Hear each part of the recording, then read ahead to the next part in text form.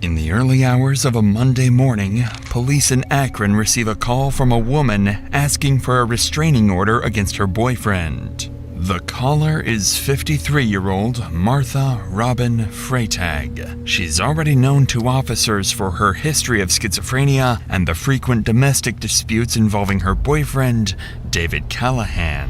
Their relationship was unstable, constantly breaking up and getting back together, leaving officers unsure whether each new call was a real emergency or just another one of their fights. But this time would be different, because when officers arrive at the couple's house, they have no idea that a murder will take place just minutes from now. And this will be the last time Martha is ever seen alive. No, I don't like that. I know, I really don't like it. Hi. Hi. What's going on? Huh? Did you call us? Yes, I did. Okay. What's going on? I'm going to reinstate something I had 14 months ago. Statute of limitation, I think, beside me is 10 years, right? So you want to restate something you already said, Yes. and they're already investigating it, and you're just telling us about it again, is that correct? Well, I don't know if they're investigating or not. All I know is I got a restraining order from them, and then I've been waiting for her to get some mental help, because he's supposed to go down the first path. First of all, it wasn't supposed to be explored at all.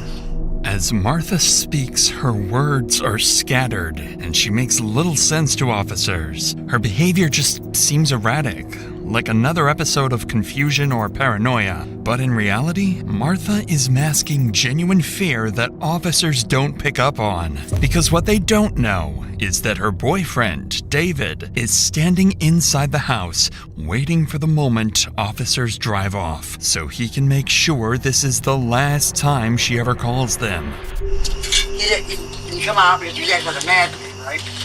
I got a restraining order against him, and then I don't know. What are you doing over there? I'm talking to you, Hey, why are you over there like that? because I want to be. Okay. Well, I'll talk to the guy downtown. Okay.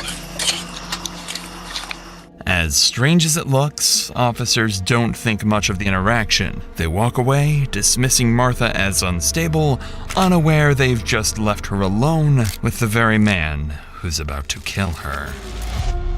In the hours after police left, David snapped. Inside, he was furious that Martha called the police on him again. He grabbed a wooden axe handle and struck her in a fit of rage. When she collapsed, he wrapped a rope around her neck and pulled until she stopped moving. Once Martha was dead, David sealed her body inside a plastic bag and waited for nightfall. Then, under the cover of darkness, he carried her outside, burned her body, and buried it in a shallow pit behind the house. To David, it was over. A woman with schizophrenia, few friends, and a history of false alarms. No one would ever come looking for her.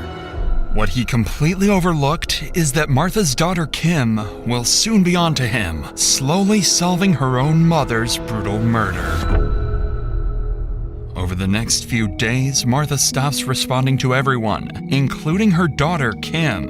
And after several days of silence and no sign of her mother, Kim contacts police explaining that something bad may have happened to Martha. Officers arrange to meet her at the house later that day to check on her mother's welfare. But when Kim and her husband arrive to meet the officers, it quickly seems that their concerns won't be taken seriously at all.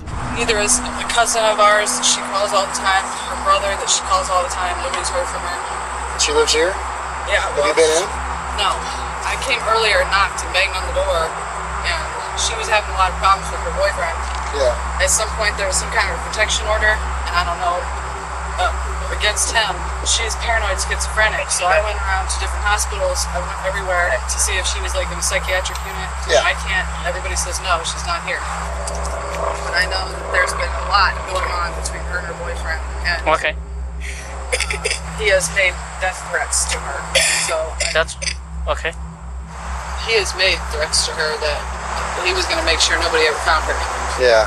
According to Kim, Martha's boyfriend, David, was the most likely suspect in her disappearance. In addition to the death threats, police also knew David had a lengthy criminal history and outstanding warrants for drug abuse, theft, and trespassing, making him someone officers needed to question right away. But before the officers could get a full story from Kim, a sudden noise from inside the house put them instantly on high alert. You don't have a key to her place? What was that? Did you hear that? Yeah, earlier the air conditioner was on, but now it's not. Akron Police! Unbeknownst to the officer, the sound wasn't just his imagination. It was David hiding in silence and waiting for the police to leave. But this is when the officers would make their first critical mistake. Despite the very real possibility that Martha was in active danger, they would give Kim the worst piece of advice. Then what happens with like a missing persons report or whatever? But she is a grown woman, however, she has these, the paranoid schizophrenia issues. If for whatever reason she has gone into this state where she doesn't want anybody to contact her, even family, the hospital is legally not allowed to tell anybody anything, even her kin. I just don't think we're quite at the heightened alert level that we need to force entry or do anything like that yet. Well, the way that she calls us constantly kind of gives me a sense of foul play. She calls, Yeah. I mean, she's always, every day Doesn't calls matter, her yeah, brother. always. When did it stop? Well, her brother said she stopped about a month ago. My cousin said 2 weeks, but I don't know if I'm thinking about a month for Because everybody. she still called my phone every day leaving voicemails. Yeah. While the officer's explanation is factually accurate, the suggestion not to file a missing persons report will prove to be a serious oversight, and it won't take long before Kim realizes she's been inadvertently coerced into making a grave mistake. For now, though, officers leave the scene, letting Kim carry on her own investigation. For the next few days, she keeps calling Martha and David, but with neither of them answering their phones. Growing increasingly worried, Kim begins gathering information on her own. She learns that David has recently been seen at a place where he worked on and off, so she contacts police once again, urging them to check it out. Following up on Kim's tip, a group of officers are dispatched to investigate. What they hear about David will finally start to give her suspicions some credibility. How you doing? Hi. You guys know David? Probably in his 50s. What's the girl's name? Callaghan or something. I think it's last Callaghan. Over there, yesterday. Have you seen Martha or Robin? Right. Martha or Robin? I don't even know those two names. You don't know who those are? Not that much. You just saw David move in Yeah, over he said here. his girlfriend was in jail or something. But she was That out they of don't state. live I don't remember. But he's in like his 50s? Yeah. Yeah, I think it's not the new guy that lived in here. I think, what about Jay High? Dave? Balding kind of guy. He's older. Yeah, probably. His name. Hey, what is that dude's name, Danny? Your name is Dave? What? The guy that was getting on my nerves the other night. Yeah, his name's David too. We got a whole bunch of Davids around here. Yeah. We could pull up a picture and see if you guys. I think we're gonna try to find one. That's not that Dave. That's how the David stays here. Does he come around here? This guy? Yeah. He's been around before. He's done work for him and stuff. But he's not the one that lives here. I ain't seen him today. When was the last time you saw him? I just need to get it out Yeah, of you're my good. car. I ain't been there. This week? Last week? Something like that. Right. Cool. Good 3-4 days. I did 3-4 days? process of moving, so. He said he saw him 3 or 4 days ago, maybe. According to the workers, they've seen David in recent days, meaning he's still in the area. Now, police just need to locate him and ask him where Martha might be. Despite this lead, officers still sound convinced Martha will eventually turn up on her own and David is just another name in a domestic dispute. Unbeknownst to them, this is giving David exactly what he wants. Time, because as the case stalls, he's keeping a low profile, only leaving Martha's house at night and using the lack of scrutiny to cover his tracks and refine his story. And over the next several weeks, what began as one oversight will snowball into a series of missteps that will cripple the investigation and ultimately pave the way to a discovery far more tragic than anyone imagined. The following week, after repeated calls and pressure from Kim, police finally agreed to conduct another welfare check. This time, however, they make another critical error. They send a new pair of officers unfamiliar with the full context of the case. This is where the mistake of not filing a missing persons report catches up with the police and causes David to slip off the hook again. They didn't add any notes. It just said that they were here. Well, it came in as a missing person. Okay, that's probably the daughter then. Yeah, but then it said she checked okay, and there was no report made, so they must have had contact. Some sort of contact?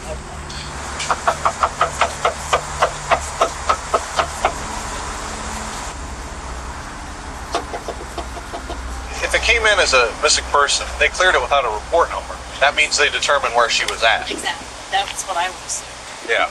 After only a few unanswered knocks, officers decide to leave the scene, assuming that since no missing person report was filed, someone must have already made contact with Martha. This is exactly why dissuading Kim from filing a report had been such a catastrophic blunder. So with no sign of Martha or David, and police convinced nothing is wrong, the investigation quietly stalls. Days pass with no progress, until eventually, the case goes cold. A week passes, and it seems Martha might never be found, as police have completely written off her disappearance. But then something strange starts to happen. Kim begins receiving response messages from her mother. The texts are brief and unsettling. "I'm busy. I'm with my friends. I'm fine." It doesn't sound like her mother, and something about the way she's texting feels off to Kim. Growing suspicious, Kim asks police to meet with her again, this time demanding that they break in and check the house, or she'll do it herself. I'd like to make an official missing persons here. Okay. Because I've talked to so many officers, everybody she knows, her friends, family, none of them has seen her face or talked to her in over a month. Yeah. So I was sending her messages from her mother's phone, say, "This is your daughter. I want to know where you're at." "Oh, I'm at the Kingdom Hall in Kent with friends." I said, "Okay, stay there. I'm coming right now." "Oh, I'm not there. You don't know where I am." "Well, you just said you were there. Where are you?" "Oh, I'm eating now." The way she types is completely different. She says she's angry at the family. But the issue is we were pounding on the door earlier and no one answered, and we didn't have enough to kick the door in and go look for her. She owns this property. If I need to break in here with you guys here, and if you think she'll press charges on me, that's fine. I want to know what happened to her. She's not going to press charges on me. That's not the problem. She has mental illness. Yes, she does. And But she is. Do you know if she's taking her meds? No, I don't know. But I do know that she does not do this kind of thing. The last time her mother talked to her, she was walking through this field over here and told my grandmother, "If I come up missing or dead, it is no accident." And she said it to me. This has been said to us several times. And he has told her before, I'm going to get your ass and nobody's ever going to find you. What's your concern? That he killed her. Kim appears confident that she has solved her mother's disappearance, accusing her lover, David, of both murder and impersonation. While officers still doubt Kim's story, they agree to break into the house, if only to put her mind at ease. But what awaits them inside will leave Kim even more furious with police, making her question whether they are truly on her side. Police, anybody in here? Come outside! It's day one in this shirt. Day two in these pictures. You're not going to get another day out of it. Day 3. Supposed to be a big black dog that might not be friendly. You ain't gonna put me back on the call on the phone, or could you generate a new one for that 31? Sure. You good. He didn't get you already. Police, anybody in here? Ask the police! Nobody's been here because the bell's taken in. Oh, he's been here. The question is what he did to her. Not a single pair of her shoes anywhere around here. If I were you, I mean, I'm not telling you how to feel, but this would be a relief. You know, she's not here, but it doesn't look like there's any sign of distress or, you know, all of her stuff's not thrown around. First sign of distress, really, is the fact that there's no Pepsi in that refrigerator. So that means she hasn't been staying here? No, she has not been here. I'm telling you, he has done something to her. I know it. Inside the house, police find no sign of Martha or her belongings, something Kim finds deeply suspicious. Still, the officer reassures her that everything is fine and there are no obvious signs of foul play. However, as police exit the house, an officer makes an offhand remark that reveals what they really think happened to Martha. Would you have been surprised at all if she's laying dead in there? No. Or shoved in a tub? Yes, I would have been surprised. You would have been? Yeah. Nothing surprises. That would have surprised me. Although officers briefly consider the worst-case scenario for Martha, their tone makes it clear they don't really believe it. Even with Kim insisting that something is wrong, their doubt remains. And when Kim insists on filing a missing person report, something that should have been done weeks ago, officers still seem convinced there is no real cause for alarm. Well, I need to make an official report. Yeah, that can happen. That's not a problem. But it's going to be very vague. Alright, I don't know what to think about none of her stuff being in that house. Shoes. She always had shoes all over right there with his, too. Right, this is the report, and I can go get a hard copy. And what do? I mean, just keep, if I hear any more texts... I mean, it's pretty much pointless unless it's pointless talking to him anymore at this point. I guess this is what happens. I mean, but... Just let us know if you think she's somewhere and we can go check for her, okay? Okay. By now, you can hear the hopelessness in Kim's voice. It seems like her investigation has hit a dead end as she watches officers leave once again, advising her to call if new information comes up. But a few hours later, one officer decides to return and speak with the neighbors, hoping to learn where David or Martha might be. It's a small decision, but one that quietly marks the first step in turning things around for police, because one of the neighbors he talks to is unknowingly holding a piece of information about David that will finally confirm Kim's claims. Do you know anything about this house next door? There's some woman that used to live in there. She asked me a couple of times for some money or some cigarettes. I told her I didn't smoke. Why, what's going on? Well, someone sent us out here to check on her, and she's not answering the door. Does she have a car or anything, you know? I don't think so. Never seen a car? She was walking the first time I started cutting the grass. How you doing? You been living in the garage here? You want to call it a living? Where do you sleep at? Good. Do you know who lives here? Robin Freitag, I think. When did you see her last? Oh, about 4 weeks ago. And you haven't seen her in 4 weeks? No, last Have you seen him over there? Oh, yeah. Does he drive a car? No. Is he home now? I have no idea. Okay. The neighbor's statement finally confirms what Kim's been suspecting all along. David hasn't disappeared. He's been coming and going from the house while police and Kim struggled to reach him. With that information, police begin coordinating surveillance around the property, assigning patrol units to quietly monitor the area and wait for the moment David shows up again. 2 days later, the opportunity finally comes when officers spot a car parked beside the house, the first sign of activity in days. They approach carefully, hoping to finally make contact with Martha and put Kim's fears to rest. However, the person they're about to find is the very suspect they've been unknowingly helping all along. But before we get to that, you know those days where you just can't get anything done and nothing you try fixes it? Most people blame stress, sleep, or you're not trying hard enough. But a big issue a lot of guys miss is testosterone, and that is often based on your micronutrient intake. Here are 3 powerful micronutrients backed by science that can help boost your T levels naturally. Himalayan Shilajit, a natural humic resin long used for vitality. It's associated associated with stamina, recovery, focus, and drive. Micro gold particles. These are known to supercharge absorption, helping your body actually use what you take. Fulvic acid, which has over 85 trace minerals that are essential for hormone production. The original resin combines all three real Himalayan shilajit, micro gold particles, and fulvic acid. It is 100% authentic, organic, and it works. If you're tired of feeling tired, this is your sign. Link in the description, limited time discount available. Try it and feel the difference in just a few weeks. With that said, let's get back to the scene, where officers are about to come face to face with the man they've been searching for all this time. Akron Police, just come outside. How you doing? Is Martha here? She's probably at her boyfriend's house. What's your name, bud? David. David. David Callahan? All right, come on down here for me.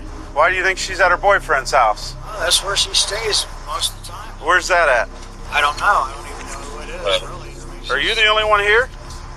I mean, she's here maybe a couple times a week anymore. I mean, we've actually been split up for a year. I mean, she's schizophrenic. She's been on and off her medication I don't know how many times.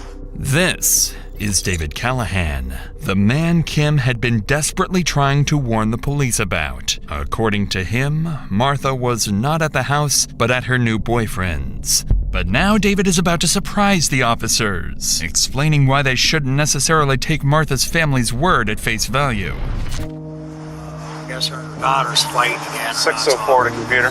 Well, that's part of the reason we're out here, because no one in her family's talked to her since July. How? I know she's texted her. When's the last time you talked to her? I don't know, probably 5-6 days ago, maybe. Where was that at? It was here. And Martha's not in the house right now. Well, I mean, we can come in a month. Obviously, we're concerned about Martha, like you said, if she's off her meds and everything. Right. We'd like to find her. Right now, she's missing person, so we'd like to... I didn't know it was all that.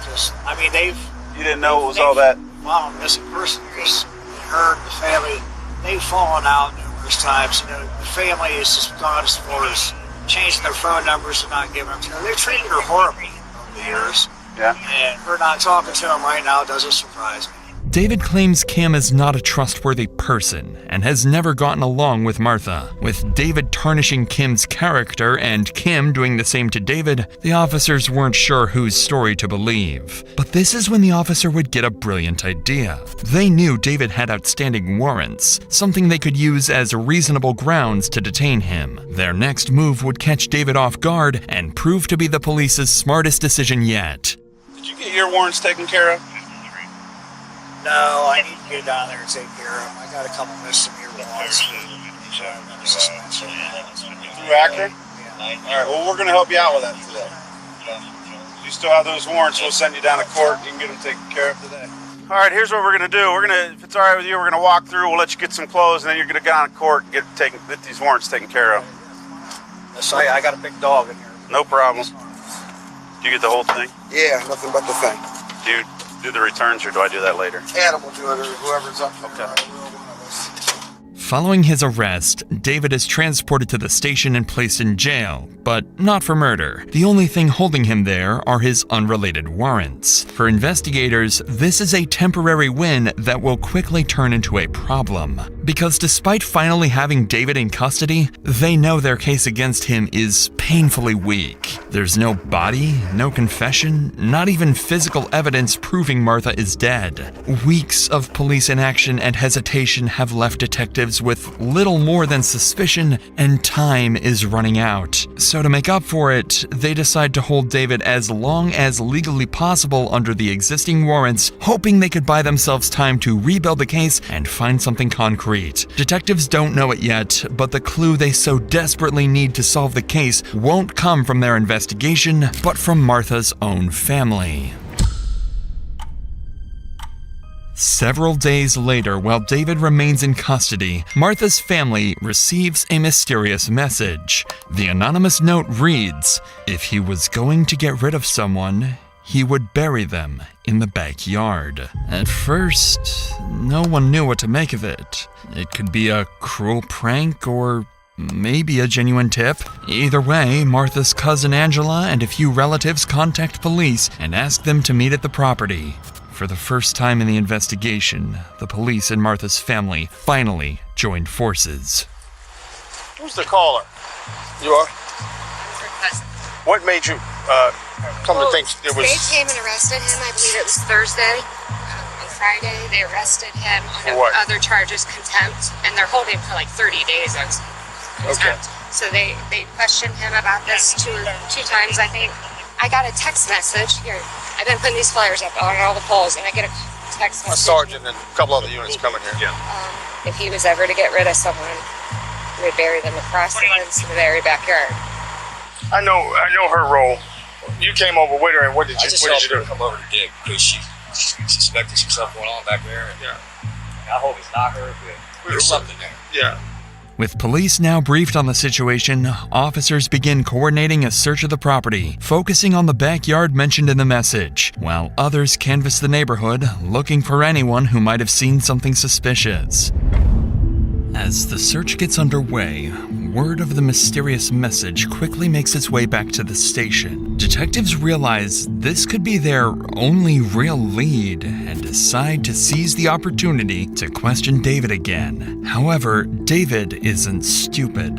He's already denied any involvement in Martha's disappearance, and he knows that acting clueless won't convince detectives he has nothing to hide. He also knows that as long as he keeps denying everything and doubles down on blaming Martha's family, there's nothing detectives can pin on him. Clearly, the stakes couldn't be higher on both sides, and if David plays his cards right, he'll walk free.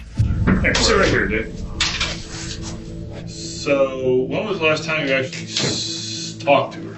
Beginning of last month. So, I didn't see, she had a restraining order against you? A TPO or a CPO?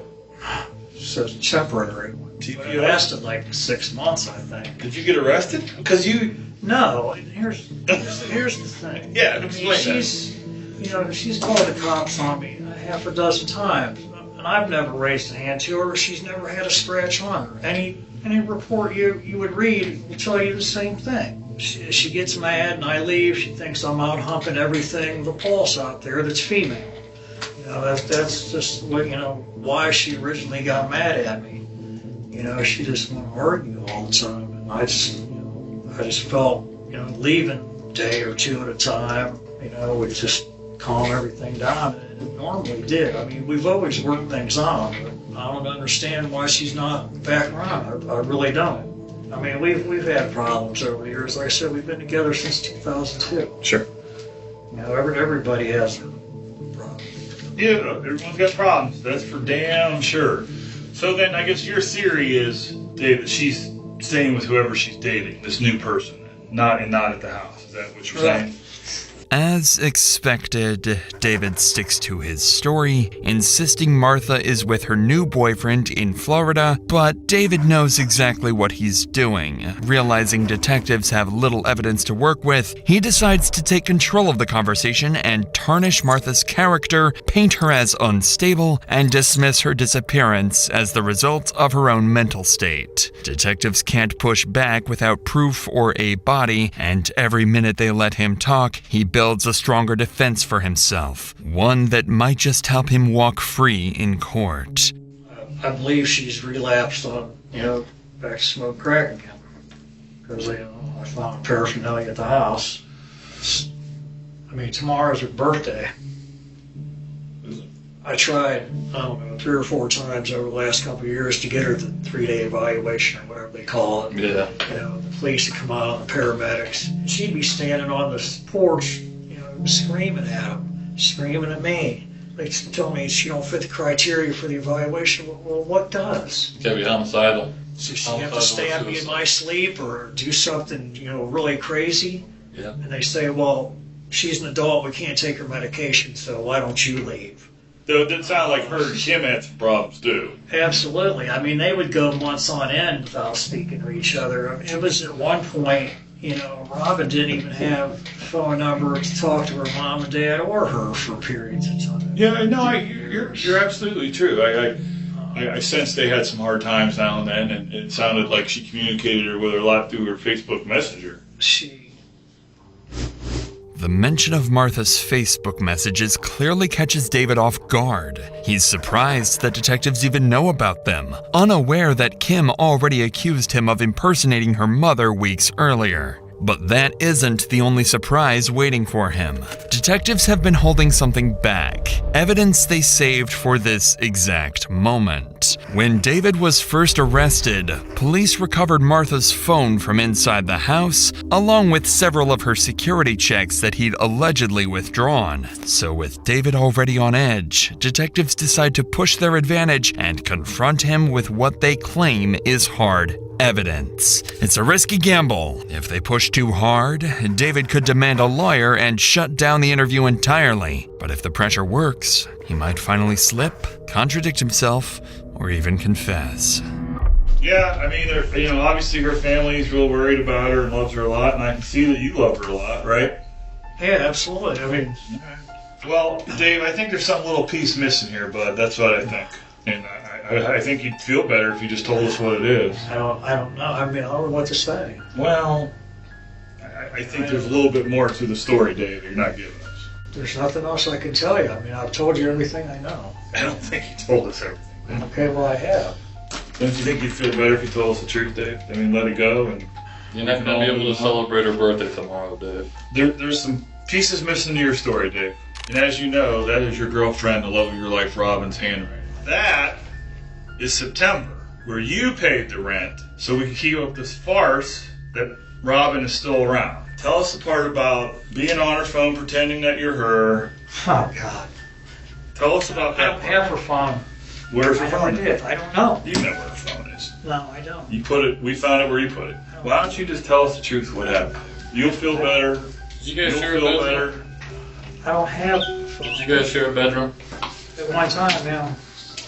Needless to say, David is starting to visibly get worked up over the accusations. He's defensive, irritated, but still talking. Luckily for detectives, he doesn't seem close to shutting down or asking for a lawyer, but they can tell they've pushed the limit for now. If they press any harder, the interview could end before they get anything useful. So detectives decide to take a break, let David step outside for a smoke, hoping it will calm him down and make him more willing to cooperate when he returns. In the meantime, back at Martha's residence, officers continue coordinating the backyard search and canvassing the neighborhood for anyone who might have seen or heard something useful. That's when a familiar face approaches one of the officers, the same neighbor from days earlier who'd reported seeing David coming and going from the house. This time, he shares a chilling detail about the days following Martha's disappearance. Had a fire pit back there of some sort. Right. But, I didn't even know she was missing until a few days ago. I mean, had you noticed any activity by anybody back there in the backyard recently? Just the guy who lived there. What was he doing? In the middle of the night was burning things, because I could smell it. The horrible stench coming from everywhere. And I thought, that's strange, it's even trash day, so. The woman there is the cousin of the woman who's missing. Okay. She's been missing about 30 days. Somebody sent her a message saying, check the backyard for your cousin. You're kidding. According to David's neighbor, every night he could see flames rising from David's backyard, accompanied by a horrendous smell. Acting on this information, officers request firefighters, EMS, and forensic teams to assist at the scene, treating the backyard as a potential crime scene in case human remains are found. And as the teams prepare to begin the search, no one could have expected they were only feet away from confirming the horrific nightmare Kim had feared all along. Pretty positive it's a body buried under their fire pit. They dug it up, and you can see what looks like to be about a knee or an elbow. And you touch it, you can tell it's something. We didn't really dig anymore. Gentlemen? You tell me. Well, here's the deal. Highly suspicious. Seems like a body part, but we didn't want to dig it out anymore till you guys got here. Yeah. I think, all of us would want it dug out a little bit more before you guys can say, 41, you copy? Yeah, let's check. Was it dug out when you guys got here? that guy. What made him? Did he say what made him start digging? Yeah, he gave the whole story to the other officer and us. But she got an anonymous text saying if this guy who you guys have arrested recently, that if you wanted to get rid of somebody, he would bury it back here by the fence. Oh. So she came back and saw this loose dirt, some Yeah. ash. And they say that guy to come over and help her. And they say this gentleman is already arrested. Yeah, that's what both of those two people are telling. All right. This is the wife. Missing person that they think it is. And that guy's arrested was a suspect in this. Was this her husband? Did they say? I don't know if they were husband-wife. Because I know she had a protection order against. Okay, copy. Okay. He was staying here. Yeah. She went missing. He was staying here. They've been on and off. I've been out here a couple times where she had a protection order, but it goes back and forth because then she invites him back over and stuff like that. So let me go talk to these guys real quick, and then we'll let you know what. Yeah, just let's go. Following their initial observations of what appear to be human remains, one of the officers steps away from the dig site to speak with the family. Because they arrived without a search warrant, they must explain what's been found so far and request formal consent to continue the excavation. At the same time, Martha's daughter Kim and her husband finally arrive at the scene, anxious it isn't what they think it is. Though officers avoid making any premature statements, Kim can already sense the truth. This would be the worst day of her life. She doesn't know. Did you find the person back there? Well, we don't know yet. Okay, so we're not saying yes and we're not saying no. Okay, we don't know. Okay. Have you been on scenes like this before? How do you not know? I can't wait to know. Listen, we don't want to. What we're saying is, we don't want to contaminate anything. Will I be told as soon as they know whether or not there's a body back there of a person? Well, they have a whole process they have to go through. To tell me if they found a person back there? Yeah. They would know, wouldn't they? No, not necessarily. Kimmy, look, there's about a piece this big that was uncovered. Now, I'm just saying a piece of some plastic or something. That's what we saw They all think first. it's a body. Hello, honey. Okay, Mama had to leave real quick, okay? They'll just give you, the confirmation. And I'll be back. We'll have them. Can you tell if it's her? Not now. No. I don't even think they don't even have the person back there that's going to be digging it up yet. Might be a little bit better to talk to somebody like that. Okay. I don't think I want to talk to anybody. I don't think that I want to right now. It doesn't help to talk to strangers. I have to ask you. I'm not positive that you're the one I should ask, but I'm going to ask you since you say you have power of attorney, if you allow us to go back in the yard, check that out. Yes, I do. I have to ask. Okay. So you're giving me consent, and the officers, and we're going to have a medical examiner come out as well. Okay? After receiving permission from the family, officers resume the excavation. Inside the shallow fire pit, they find the remains of Martha. Her body is wrapped in bedding, sealed by a plastic bag, burnt, and showing a clear blunt force injury with a rope still tied around her neck. Everyone at the scene is shaken by the discovery.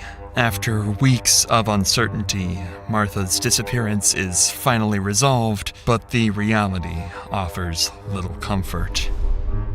On the other side of town, news of the gruesome discovery quickly travels to the detectives at the station. So with this new information at hand, they bring David back into the room and cut straight to the point, directly accusing him of murder. Dave, let me ask you a question. Are you a heartless bastard? A heartless, cold bastard? No. People who would look at this event and say that you, Dave, are a heartless, no-good bastard who put the love of your life in the ground. And that has to be an evil, bad person who has to go away for every last day of their life. Every last day. So, Dave, are you that person? Or are you the person that has struggled with someone who's, as you said, for 16 years you love her, but she's schizophrenic, and she goes here and she goes there? Because there's no reasonable person, Dave, in the world that wouldn't believe that you harmed Robin.